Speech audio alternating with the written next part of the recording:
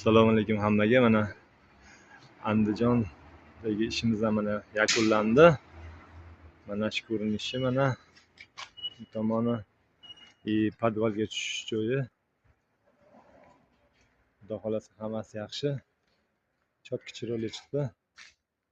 Mana bu tomonni ham ko'rsatib o'taman.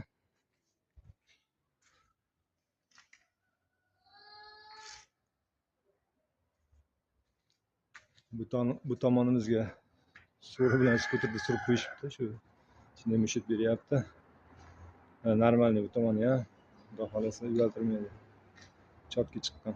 Sillo yaxshi. Bu tomonimiz mana. Xudo xolasa bu tomonimiz ham zo'r.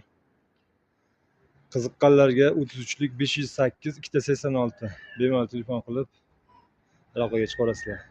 Hammaga rahmat.